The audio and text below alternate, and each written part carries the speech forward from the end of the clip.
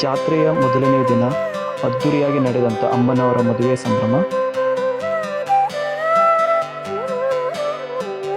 ಜನರ ಸಮ್ಮುಖದಲ್ಲಿ ಭರ್ಜರಿಯಾಗಿ ನೆರವೇರಿದಂಥ ರಥೋತ್ಸವ.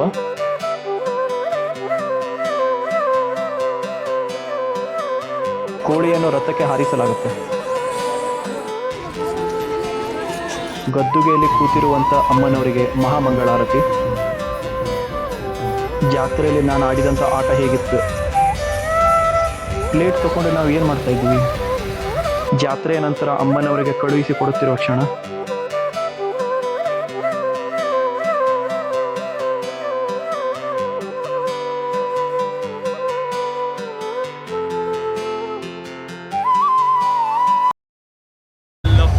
ನಮಸ್ತೆ, ಎಲ್ಲರೂ ಹೇಗಿದ್ದೀರಾ? ನಾನೀಗ ಶಿರ್ಸಿ ಜಾತ್ರೆಗೆ ಬಂದಿದ್ದೀನಿ. ಸಮಯ ಬೆಳಿಗ್ಗೆ 7:30. ಶಿರ್ಸಿ ಜಾತ್ರೆ ದಕ್ಷಿಣ ಭಾರತದಲ್ಲಿ ಅತಿ ದೊಡ್ಡ ಜಾತ್ರೆ. ಈ ಜಾತ್ರೆ 9 ದಿನಗಳಲ್ಲಿ ಭವ್ಯ ಮೆರವಣಿಗೆ, ಜಾನಪದ ಪ್ರದರ್ಶನ ಹಾಗೂ ವಿಶೇಷ ಪೂಜೆಗಳು ನೆರವೇರುತ್ತೆ. ಇದು 2 ವರ್ಷಕ್ಕೊಂದ್ಸಲ ನಡೆಯುತ್ತೆ ಹಾಗೂ ಜಾತ್ರೆ ನಡೆಯುತ್ತಿರುವ ಸಂದರ್ಭದಲ್ಲಿ ಇಲ್ಲಿ ಹೋಳಿ ಹಬ್ಬನ ಆಚರಿಸುವುದಿಲ್ಲ. ಇನ್ನು ನಾನು ನಾರ್ಮಲ್ ಕ್ಯಾಮ್ರಾದಿಂದ ಶೂಟಿಂಗ್ ಮಾಡ್ತಾ ಇದ್ದೆ, ಆದರೆ ಬೇರೆಯವರೆಲ್ಲರೂ ಡ್ರೋನ್ ಹಾರಿಸ್ತಾ ಇದ್ರು. ಜಾತ್ರೆಯ ಮೊದಲನೇ ದಿನ ದೇವಿಯ ರಥದ ಮೇಲೆ ಕಳಸದ ಪ್ರತಿಷ್ಠಾಪನೆ ನೆರವೇರುತ್ತೆ. ಅದೇ ದಿನ ರಾತ್ರಿ ದೇವಸ್ಥಾನದಲ್ಲಿ ಇರುವಂಥ ಮಂಟಪದಲ್ಲಿ ದೇವಿಯ ಕಲ್ಯಾಣ ಮಹೋತ್ಸವ ಅತ್ಯಂತ ವಿಜೃಂಭರಿತವಾಗಿ ನೆರವೇರುತ್ತೆ. ಈಗ ನೀವೇ ನೋಡ್ತಿದ್ದೀರಾ, ಇದು ದೇವಿಯ ಕಲ್ಯಾಣ ಮಹೋತ್ಸವದಂದು ನೆರವೇರಿದಂಥ ದೇವಿಯ ಪೂಜೆ ಕಾರ್ಯಕ್ರಮ.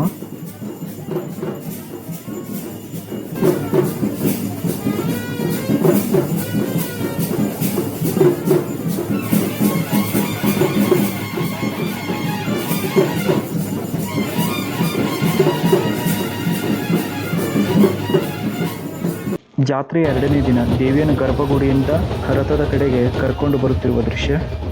ಶಿರಸಿಯ ಮಾರಿಕಾಂಬಾ ದೇವಿಯನ್ನು ದುರ್ಗಾದೇವಿಯ ಶಕ್ತಿಶಾಲಿ ರೂಪ, ಕರುನಾಡು ತಾಯಿ ಹಾಗೂ ನಿರ್ಭೀತಿ ರಕ್ಷಕಿ ಎಂದು ಪೂಜಿಸಲಾಗುತ್ತೆ. ಅಮ್ಮನವರನ್ನು ರಥದೊಳಗೆ ಕೂರಿಸುತ್ತಿರುವ ಕ್ಷಣ. ಈ ಸಂದರ್ಭದಲ್ಲಿ ನೆರೆದಿರುವಂಥ ಭಕ್ತಾದಿಗಳು ಭಕ್ತಿಭಾವದಿಂದ ರಥದ ಕೆಳಗೆ ಬಾಳೆಹಣ್ಣು, ಕಾಯಿನ್ ಹಾಗೂ ಇನ್ನು ದೇವಿಯ ಬಳಿ ಹರಕೆ ಹಾಕೊಂಡವರು ಕೋಳಿಯನ್ನು ಅರ್ಪಣೆ ಮಾಡ್ತಾ ಇರ್ತಾರೆ.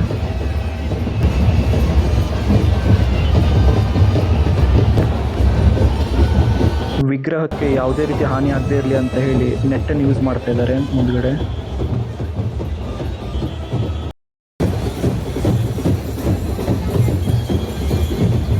ಈಗ ರಥವನ್ನು ಎಳೆದಿರುವಂಥ ದೃಶ್ಯ ನೀವು ನೋಡ್ಬೋದು. ಅಲ್ಲಿಯೇ ಸೇರಿದಂಥ ಸಾವಿರಾರು ಜನರು ತುಂಬನೇ ಭಕ್ತಿಭಾವದಿಂದ ರಥವನ್ನು ಎಲ್ಲರೂ ಒಗ್ಗಟ್ಟಿನಿಂದ ಸೇರಿ ರಥವನ್ನು ಎಳಿತಾ ಇರ್ತಾರೆ.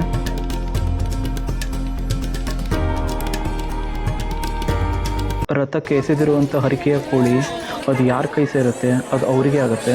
ಇನ್ನು ಇದು ಇವ್ರು ತೆಗೆದುಕೊಂಡು ಬಂದಿರುವಂಥ ಹರಿಕೆಯ ಕೋಳಿ. ಬೆಳಿಗ್ಗೆ ದೇವಸ್ಥಾನದಿಂದ ಹೊರಟಿರುವಂಥ ರಥ ಮಧ್ಯಾಹ್ನದ ಹೊತ್ತಿಗೆ ಜಾತ್ರೆಯ ಮಂಟಪದ ಮುಂದೆ ಬಂದು ತಲುಪಿರುತ್ತೆ. ಇದೇ ಜಾತ್ರೆ ಮಂಟಪದಲ್ಲಿ ದೇವಿಯನ್ನು ಜಾತ್ರೆಯ ಟೈಮಿಗೆ ಪ್ರತಿಷ್ಠಾಪನೆ ಮಾಡಿರ್ತಾರೆ. ಈಗ ನೀವು ನೋಡ್ತಾ ಇರ್ಬೋದು. ಜಾತ್ರೆ ಮಂಟಪ ರಾತ್ರಿ ಟೈಮಿಗೆ ಈ ಥರ ಕಲರ್ಫುಲ್ಲಾಗಿ ಕಾಣುತ್ತೆ. ಇನ್ನು ನೀವು ನೋಡ್ತಾ ಇರ್ಬೋದು, ಒಳಗಡೆ ದೇವಿ ಕೂತಿರೋದನ್ನು ನಾವು ಫ್ಯಾಮಿಲಿ ಮೆಂಬರ್ಸ್ ಎಲ್ಲರೂ ಸೇರಿ ದೇವಿಗೆ ಕೈ ಮುಗಿದ್ವಿ. ಜಾತ್ರೆ ಮಂಟಪದ ಪಕ್ಕದಲ್ಲಿ ಪೂಜಾ ಸಾಮಗ್ರಿಗಳಾದ ಹಣ್ಣುಕಾಯಿ, ಭಂಡಾರ, ಕುಂಕುಮ ಇವೆಲ್ಲ ಕೂಡ ಸಿಗುತ್ತೆ. ಇನ್ನು ಈಗ ನೀವು ನೋಡ್ತಿರೋದು ಶುಕ್ರವಾರ ರಾತ್ರಿಯಂದು ನಡೆದಂಥ ಅಮ್ಮನವರ ಮಹಾಮಂಗಳಾರತಿ. ಸ್ಥಳೀಯ ಭಕ್ತರು ಧೈರ್ಯ, ಸಮೃದ್ಧಿ ಹಾಗೂ ಯೋಗಕ್ಷೇಮಕ್ಕಾಗಿ ಅವಶ್ಯಕ ಆಶೀರ್ವಾದವನ್ನು ಅಮ್ಮನವರ ಹತ್ರ ಬಯಸುತ್ತಾರೆ. ಅಮ್ಮನವರು ಪಟ್ಟಣ ಹಾಗೂ ಅದರ ಕಾಡುಗಳನ್ನು ಕಾಪಾಡುತ್ತಾಳೆ ಎಂದು ನಂಬಿಕೆ ಇದೆ. ಅಮ್ಮನವರ ಆರಾಧನೆಯು ವೈದಿಕ ಸಂಪ್ರದಾಯವನ್ನು ಸ್ಥಳೀಯ ಜಾನಪದ ಭಕ್ತಿಯೊಂದಿಗೆ ಬೆರೆಸುತ್ತದೆ. ಇದು ಉತ್ತರ ಕರ್ನಾಟಕದ ಶ್ರೀಮಂತ ಸಾಂಸ್ಕೃತಿಕ ಪರಂಪರೆಯನ್ನು ಪ್ರತಿನಿಧಿಸುತ್ತದೆ. ನಾವು ಮನೆ ಜನ ಎಲ್ಲರೂ ಸೇರಿ ಅಮ್ಮನವರಿಗೆ ಹಣ್ಣುಕಾಯಿ ಹಾಗೂ ಉಡಿಯನ್ನು ಅರ್ಪಿಸಿದ್ದೀವಿ. ಇನ್ನು ಸಂಪ್ರದಾಯದಂತೆ ಮನೆಗೆ ಬಂದಿರುವಂಥ ಮಹಿಳೆಯರಿಗೆ ಅರಿಶಿಣ, ಕುಂಕುಮ ಹಾಗೂ ಬಳೆಯನ್ನು ಕೊಡುವ ಸಂಪ್ರದಾಯವನ್ನು ಸ್ಥಳೀಯರು ಪಾಲಿಸ್ತಾರೆ. ಇಲ್ಲಿಯೇ ನನಗೆ ಗೆಳತಿ ಗಾನವಿಗೆ ಬರೆದಂಥ ಲೆಟರ್ ಸಿಕ್ತು. ಜಾತ್ರೆಯಲ್ಲಿ ನನ್ನ ಮಗನಿಗೆ ನಾನು ಕೊಳಲು ತಂದುಕೊಟ್ಟೆ. ಅದನ್ನು ಊದಿ ಅವನು ತುಂಬಾ ಖುಷಿಪಟ್ಟ.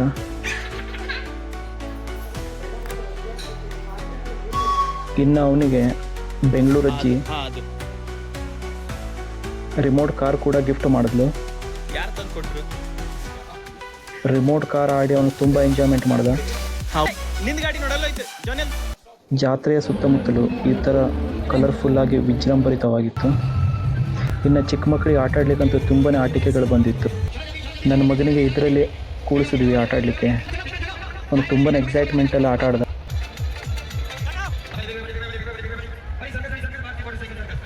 ಆಮೇಲೆ ಸ್ವಲ್ಪ ಹೊತ್ತಾದ್ಮೇಲೆ ಅವನಿಗೆ ತಲೆ ತಿರುಗ್ಲಿಕ್ಕೆ ಸ್ಟಾರ್ಟ್ ಆಗುತ್ತೆ ಅನಿಸುತ್ತೆ. ಅದಕ್ಕೆ ಅಳ್ಲಿಕ್ಕೆ ಸ್ಟಾರ್ಟ್ ಮಾಡ್ದ ಅವನು. ಆಮೇಲೆ ಆಟ ಅಲ್ಲಿಗೆ ಸ್ಟಾಪ್ ಮಾಡಿ ಅವನಿಗೆ ಎತ್ಕೊಂಡ್ವಿ.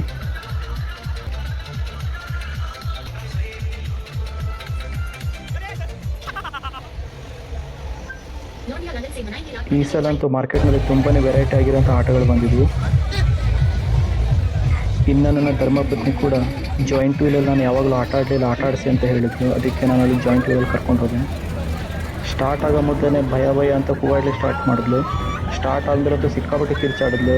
ನಾನು ಎಷ್ಟೇ ಸುಮ್ಮನುಳಿ ಅಂತ ಹೇಳಿದ್ರು ಸುಮ್ಮನುಳಿ ಇಲ್ಲ, ಫುಲ್ ಕಿರ್ಚಾಡಿದ್ದಾಳೆ. ಜಾಯಿಂಟ್ ವೀಲಲ್ಲಿ ಇಬ್ಬರು ಕೂಡ ತುಂಬ ಎಂಜಾಯ್ಮೆಂಟ್ ಮಾಡಿದ್ವಿ.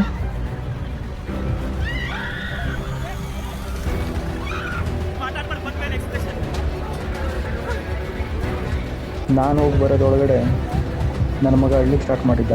ಅದಕ್ಕೆ ಅವನಿಗೆ ಅಜ್ಜಿ ತಿನ್ಲಿಕ್ಕೆ ಪಾಪ್ಕಾರ್ನ್ ಕೊಡಿಸಿದ್ರು. ಈ ಚಳಿಯಲ್ಲಿ ಹುಡುಗ ಈ ಥರ ಬಣ್ಣ ಹಚ್ಕೊಂಡು ಕೂತಿದ್ದಾನೆ. ಈ ಆಟದ ಹೆಸರು ನಿಜ ನೆನಪಿಲ್ಲ ನನಗೆ. ಜಂಪಿಂಗ್ ಜಾಕ್ ಅಂತ ನಾನು ಹೆಸರು ಇಡ್ತೀನಿ. ಈ ಆಟ ಬೇರೆಯವರು ಆಡಿರೋದನ್ನು ನೋಡಿ ನಾನು ಹೋಗ್ಬೇಕಂತ ತುಂಬಾ ಮನಸ್ಸಾಯ್ತು ನನಗೆ. ತುಂಬಾ ಎಕ್ಸೈಟ್ಮೆಂಟ್ ಇದೆ ಈ ಆಟ. ಹಾಗೆ ಹೀಗೆ ಅಂತ ಟಿಕೆಟ್ ಅಂತೂ ತೆಗೆದೆ. ಹತ್ತಿರ ಹೋಗಿದ್ದೆ, ನನಗೆ ಟೆನ್ಷನ್ ಸ್ಟಾರ್ಟ್ ಆಯಿತು. ಕೈ ನಡಗಲಿಕ್ಕೆ ಕೂಡ ಸ್ಟಾರ್ಟ್ ಆಯಿತು. ಆದರೂ ಧೈರ್ಯ ಮಾಡಿ ಹೋದೆ. ಸಿಕ್ಕಾಪಟ್ಟೆ ಮೇಲೆ ಹೋಗಿರುತ್ತೆ. ರೋಪ್ ಫುಲ್ ಜಂಪ್ ಆಗುತ್ತೆ. ಈ ಥ್ರಿಲ್ಲಿಂಗ್ ಆಟ ಆಡಿದ್ದೆ ಒಂದು ಸೂಪರ್ ಎಕ್ಸ್ಪೀರಿಯೆನ್ಸ್. ತುಂಬಾ ಎಂಜಾಯ್ಮೆಂಟ್ ಮಾಡಿದೆ ನಾನು. ನಿಮ್ಮದು ಬಾಡಿ ವೇಟ್ 65 ಕಿಲೋ ಒಳಗಡೆ ಇದ್ರಷ್ಟೇ ಅವ್ರು ಆಟಕ್ಕೆ ತಗೋತಾರೆ. ಶಿರ್ಸಿ ಜಾತ್ರೆ ಇಲ್ಲ ಬೇರೆ ಯಾವುದಾದ್ರು ಜಾತ್ರೆಯಲ್ಲಿ ಈ ಆಟನ ಯಾರು ಆಡಿದಿದ್ರೆ ದಯವಿಟ್ಟು ಕಮೆಂಟ್ ಬಾಕ್ಸಲ್ಲಿ ನಿಮ್ಮ ಎಕ್ಸ್ಪೀರಿಯೆನ್ಸ್ ಹೇಗಿತ್ತು ಅಂತ ತಿಳಿಸಿ. ಈ ಆಟನ ಆಡಲಿಕ್ಕೆ ನನಗೆ ಯಾರು ಪಾರ್ಟ್ನರೇ ಸಿಕ್ಕಿಲ್ಲ, ಬೇಜಾರಾಯಿತು. ಏನಾದರೂ ದೊಡ್ಡದು LED TV ಗೆಲ್ಲುವ ಅಂತ ಹೇಳಿ ಈ ಆಟನ ಸ್ಟಾರ್ಟ್ ಮಾಡಿದ್ವಿ. ಒಬ್ಬರಾದ್ಮೇಲೆ ಒಬ್ಬರಂತೆ ನಾನು ಬಾಲ್ ಹಾಕ್ತೀನಿ ಅಂತ ಎಲ್ಲರೂ ಹಾಕಿದ್ವಿ. ಆಮೇಲೆ ಗೆದ್ದಿದ್ದು ಮಾತ್ರ ತುಂಬಾ ದೊಡ್ಡ ಐಟಮ್. ನೋಡಿ ಶಾಕ್ ಆಗಬೇಡಿ, ಗೆದ್ದಿರೋಂಥದ್ದು ಏನಲ್ಲ ಪ್ಲೇಟ್. ಈ ಪ್ಲೇಟ್ ತೊಗೊಂಡು ಏನು ಮಾಡ್ಬೋದು ನೀವು ಹೇಳಿ? ಬಿಸಿ ಗೋಬಿ ತಿನ್ನಬೇಕಾದ್ರೆ ಈ ಪ್ಲೇಟ್ ಗೋಬಿ ಇಟ್ಕೊಳ್ಳಿಕ್ಕೆ ತುಂಬಾ ಹೆಲ್ಪ್ ಆಯ್ತು ನನಗೆ. ಇನ್ನು ಶಿರ್ಷಿಯ ಮೂಲ ನಿವಾಸಿಗಳು ಮತ್ತು ಹರಕೆ ಮಾಡ್ಕೊಂಡಿರುವಂಥವ್ರು ಅವ್ರ ಮನೇಲಿ ಟಗರನ್ನು ಕಡಿತಾರೆ.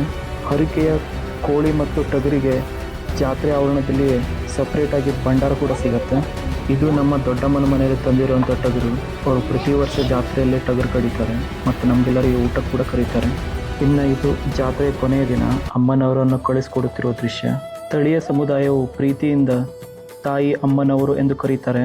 ಇದು ಕಾಳಜಿ, ಶಿಸ್ತು ಹಾಗೂ ಅನುಗ್ರಹದ ವೈಯಕ್ತಿಕ ಬಂಧವನ್ನು ವ್ಯಕ್ತಪಡಿಸುತ್ತದೆ. ಯುಗಾದಿ ಎಂಬುದು ಕನ್ನಡಿಗರ ಹೊಸ ವರ್ಷದ ಶುಭಾರಂಭ. ಈ ಪವಿತ್ರ ದಿನದಂದು ದೇವಿಯ ಪುನರ್ ಪ್ರತಿಷ್ಠಾಪನೆ ನಡೆಯುತ್ತದೆ. ಇದು ಅತ್ಯಂತ ಮಂಗಳಕರ ಹಾಗೂ ದೈವಿಕ ಕ್ಷಣವಾಗಿದೆ. ಜಾತ್ರೆಯ ನಂತರ ಯುಗಾದಿಯ ಪೂರ್ವದಲ್ಲಿ ದೇವಸ್ಥಾನದಲ್ಲಿ ಮಾರಿಕಾಂಬೆಯ ಮೂರ್ತಿ ಕಾಣಸಿಗುವುದಿಲ್ಲ. ಇನ್ನು ಈ ವಿಡಿಯೋ ಇಷ್ಟ ಆದಲ್ಲಿ ದಯವಿಟ್ಟು ಲೈಕ್, ಸಬ್ಸ್ಕ್ರೈಬ್ ಮತ್ತು ಶೇರ್ ಮಾಡೋದನ್ನು ಮರಿಬೇಡಿ.